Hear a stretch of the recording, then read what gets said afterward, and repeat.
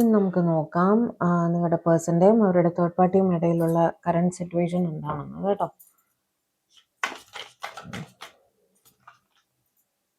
Third പാർട്ടിയും ഇടയിലുള്ള current situation എന്താണ്?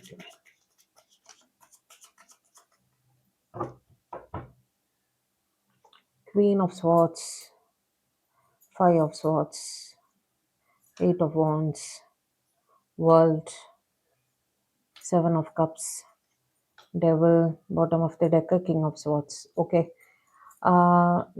നിങ്ങളുടെ തേർഡ് പാർട്ടിയുടെയും പേഴ്സൻ്റെ ഇടയിൽ ആർഗ്യുമെൻറ്റ്സ്, ഈഗോ ഇഷ്യൂസ് അങ്ങനെയെല്ലാം പരസ്പരം തന്നെ ഒരു വിട്ടു നിൽക്കലിലാണ് അവരെന്നാണ് കാണുന്നത് കേട്ടോ.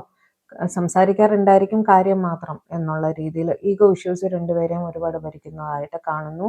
മിനിമം കമ്മ്യൂണിക്കേഷൻ ആണ് അവരുടെ ഇടയിൽ നടക്കുന്നത്. എയ്റ്റ് ഓഫ് വാൻഡ്സും കിങ് ഓഫ് സോർട്സും ക്വീൻ ഓഫ് സോർട്സ് വെച്ചിട്ട് മിനിമം കമ്മ്യൂണിക്കേഷൻ, ആവശ്യത്തിന് മാത്രം സംസാരിക്കുക, അങ്ങനെ മുന്നോട്ട് പോകുന്നതായിട്ടാണ് കാണുന്നത്. പലരും ലോങ് ഡിസ്റ്റൻസിലാണെന്നും കാണുന്നു. നിങ്ങളുടെ തേർഡ് പാർട്ടിയും നിങ്ങളുടെ പേഴ്സണും രണ്ടുപേരും തന്നെ ചില കേസുകളിൽ ലോങ് ഡിസ്റ്റൻസ് ആയിട്ടും കാണുന്നു.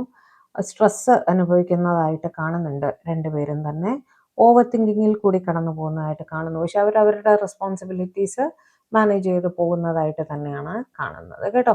നെഗറ്റീവ് തോട്ട്സ് ഒരുപാട് ഇവരെ ഭരിക്കുന്നതായിട്ടും കാണുന്നു കേട്ടോ. എന്ത് എടുത്താലും കുറ്റം കണ്ടുപിടിക്കലുണ്ടല്ലോ പരസ്പരം തന്നെ. എന്ത് ചെയ്താലും എന്ത് സംസാരിച്ചാലും അതൊരു വഴക്കിൽ കലാശിക്കുക, സംസാരിക്കുന്ന കാര്യങ്ങളിലെല്ലാം തന്നെ ഒരു എന്താ പറയുക തെറ്റ് കണ്ടുപിടിക്കുക, അങ്ങനത്തെ ഒരു സിറ്റുവേഷൻ ഉള്ളതായിട്ട് ആണ് കാണുന്നത് കേട്ടോ.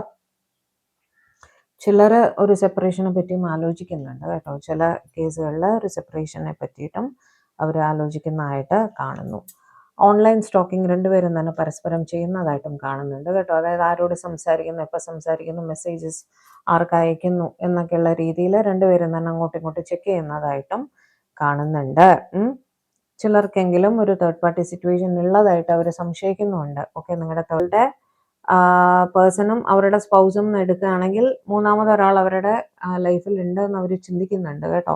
അതുകൊണ്ടാണ് ഈ വാട്സാപ്പും കാര്യങ്ങളും ഒക്കെ ചെക്ക് ചെയ്യുന്നതും മോണിറ്റർ ചെയ്യുന്നതും ഒക്കെ. ഓക്കെ, പക്ഷേ രണ്ടുപേരും തന്നെ ഫാമിലിക്ക് വേണ്ടിയിട്ട്, ഫാമിലിയുടെ സ്റ്റെബിലിറ്റിക്ക് വേണ്ടിയിട്ട്, കുഞ്ഞുങ്ങൾക്ക് വേണ്ടിയിട്ട് പരമാവധി അഡ്ജസ്റ്റ് ചെയ്ത് മുന്നോട്ട് പോകുന്നതായിട്ട് തന്നെയാണ് കാണുന്നത്. ക്വീൻ ഓഫ് പെൻറ്റക്കിൾസ് വെച്ച് ഫൈനാൻഷ്യൽ റെസ്പോൺസിബിലിറ്റീസ്, ഫാമിലി റെസ്പോൺസിബിലിറ്റീസ് രണ്ടുപേരും തന്നെ കറക്റ്റായിട്ട് നടത്തിക്കൊണ്ടു പോകുന്നതായിട്ടും കാണുന്നു. സ്വന്തം കാര്യങ്ങളിലും കൂടുതലായിട്ട് ഫോക്കസ് ചെയ്യുന്നതായിട്ട് കാണുന്നു. സ്വന്തം ജോലി, സ്വന്തം സെൽഫ് കെയർ, അതിലൊക്കെ കുറച്ച് കൂടുതലായിട്ട് ഫോക്കസ് ചെയ്യുന്നതായിട്ടും കാണുന്നു കേട്ടോ.